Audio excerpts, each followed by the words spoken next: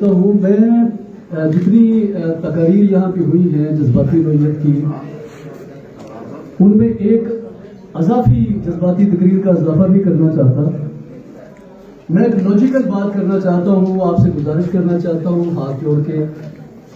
عافیہ کے ساتھ، عافیہ موومنٹ کے ساتھ جتنے لوگ وابستہ ہیں، یہ ان کے لیے ایک میسج ہے اور ہماری لیڈرشپ کے لیے بھی ایک میسج ہے جو مختصر الفاظ میں کرنا چاہتا ہوں. میں بہت خراج تحسین پیش کرتا ہوں ٹیم عافیہ، محسن امان، عائشہ اور باقی جو ٹیم ہے ساری، ان سب کو کہ انہوں نے خوبصورت یہاں پہ پروگرام منعقد کیا ہے. اور عبداللہ منصور صاحب ہمارے جو انٹرنیشنل ہیومن رائٹ ایکٹیوسٹ ہیں، 30 ملکوں میں وہ لیکچر دے چکے ہیں اور آج وہ قدموں میں بڑھے ہیں، انہوں نے ان کی رہنمائی کی. تو ان سب کا میں شکریہ ادا کرتے ہوئے یہ گزارش کروں گا کہ ڈاکٹر عافیہ صدیقی کو آپ عالمہ کہیے، آپ انہیں مجاہدہ کہیے، آپ انہیں فنڈامنٹلسٹ کہیے، جو بھی کہیے، مسئلہ یہ نہیں ہے سرے سے. عافیہ افغان جہاد میں جہاد کرتے ہوئے نہیں پکڑی گئی، گرفتار نہیں ہوئی. عافیہ کے ہاتھ سے راکٹ لانچر نہیں پکڑا گیا، عافیہ کے ہاتھ سے کوئی گن نہیں پکڑی گئی، عافیہ سے کسی ہائیڈروجن بم کا یا ایٹم بم کا مواد نہیں پکڑا گیا. عافیہ ایک نیورولوجسٹ ہے اور ان کی جو اسپیشل ایجوکیشن ہے، پی ایچ ڈی ہے، وہ تعلیم میں ہے، ایجوکیشن میں ہے. وہ دنیا کے چند جو سپر برین ہوتے ہیں جو انگلیوں پہ گنے جاتے ہیں، ان میں سے ایک سپر برین جو پاکستان کو اللہ تعالیٰ نے گفٹ کیا تھا. امریکہ میں تعلیم کے دوران انہوں نے اپنی پی ایچ ڈی ایجوکیشن کے اوپر کیوں مختص کی؟ اس بنیاد کے اوپر کہ دنیا کے اندر جو اصل کشمکش ہے وہ سامراجیت کی کشمکش ہے. کچھ ایسی قوتیں جو اجارہ دار قوتیں ہیں، جن کے پاس پاورز ہیں. میں اسے مذہبی کشمکش نہیں کہتا، میں معافی چاہوں گا ہمارے دوستوں سے، جذباتی دوستوں سے. وہ جو سامراج ہے، جو طاقتور لوگ ہیں، وہ یہ چاہتے ہیں کہ کمزور ملکوں کے اوپر، کمزور قوموں کے اوپر، تھرڈ ورلڈ کے اوپر اپنی اجارہ قائم رکھیں. وہ نہیں چاہتے کہ تھرڈ ورلڈ کے اندر وہ مسلم ہو یا نان مسلم ہو، ان کے اندر ایسے برین پیدا ہو جائیں، انٹلیکچوئل پیدا ہو جائیں جو ان قوموں کو اٹھانے کی صلاحیت رکھتے ہوں.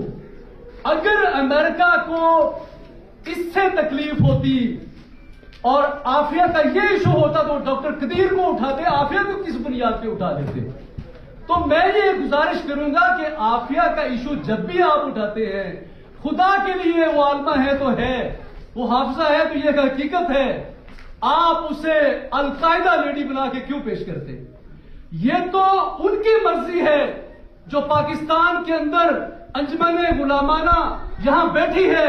یہ ان کی خواہش ہے کہ عافیہ کے اوپر القاعدہ لیڈی کا لیبل لگا دیا جائے، عافیہ کے اوپر اسٹنگر میزائل کا لیبل لگا دیا جائے، عافیہ کے اوپر جہاد کا لیبل لگا دیا جائے، بندوق کا لیبل لگا دیا جائے. اور بدقسمتی یہ ہے کہ وہ جو اجارہ دار ہیں اور ان کے جو پاکستان کے اندر لیبالک لوگ ہیں، وہ یہ چاہتے ہیں کہ مسلمانوں کے اندر فرسٹریشن پیدا کر دی جائے. ان کو بندوق اور گولی اور خون ان آوازوں کے ساتھ ہم آہنگ کر دیا جائے اور ہم ان کے میدان میں جا کر کھیلنا شروع کر دیتے ہیں. آج جو کشمکش ہے، اس میں آپ سرخرو ہو سکتے ہیں علم کے ذریعے سے، ٹیکنالوجی کے ذریعے سے، صلاحیت کے ذریعے سے اس کشمکش میں آگے بڑھیے جس کا ادراک ڈاکٹر عافیہ صدیقی نے کیا. میں یہ کہتا ہوں کہ عافیہ کو اس کے عالم ہونے پہ، حافظ اور مسلمان ہونے کی بنیاد پر نہیں اٹھایا گیا. عافیہ کو سپر برین ایجوکیشنسٹ ہونے کی بنیاد پر اٹھا لیا گیا کہ اگر وہ پاکستان کے اندر اس کا نظام تعلیم رائج ہو گیا تو یہ ایک ماڈل بن جائے گا. پاکستان اور تھرڈ ورلڈ بالخصوص یہ ان کے مغرب کے برابر کھڑی ہو جائے گی. ان کی ٹانگیں کانپتی ہیں جب اس طرح کے لوگ پیدا ہوتے ہیں. وقت نہیں ہے، میں مختصر کروں گا اپنی بات کو. دیکھیے، آپ تھرڈ ورلڈ میں، مسلم ورلڈ میں دیکھ لیجئے، ڈاکٹر سمیہ کو اٹھا لیا گیا. اسی طرح سے وہ पैराडोल के बराबर लाना चाह रही थी इसको, एटॉमिक एनर्जी के इलाज को। तो मैं ये गुजारिश करना चाहता हूं कि असल इशू को समझने की कोशिश कीजिए। मैं कानून के एक अदना तालिब इल्म की हैसियत से कहता हूं कि अपना मुकदमा दुरुस्त पेश कीजिए। ये इंसानी हुकूक का इशू है, ये मजहब का इशू नहीं है, ये इंसानी हुकूक का इशू है। इसे इंसानी हुकूक का इशू बनाकर लेकर चलिए। जो बंदा पंजाबी में बात कर सकता है आप उसे इंग्लिश में क्यों करते हैं? वो जो जुबान समझते हैं वो इंसानी हुकूक की जुबान समझते हैं, आप इंसानी हुकूक की बात कीजिए।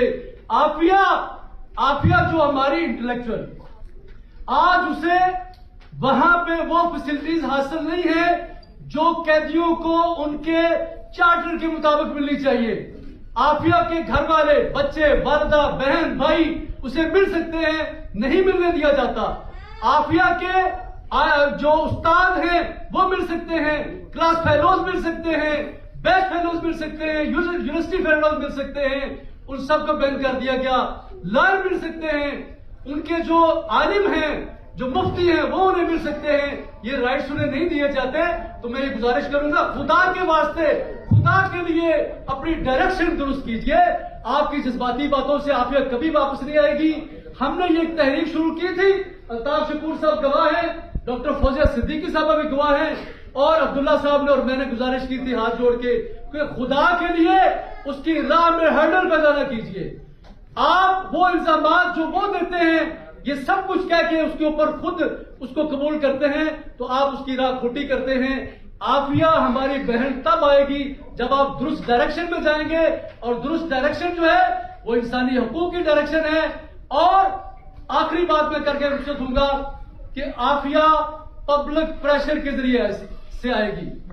यहां एक पॉलिटिकल गवर्नमेंट मौजूद है, इनको खौफ होता है वोट बैंक के लॉस का।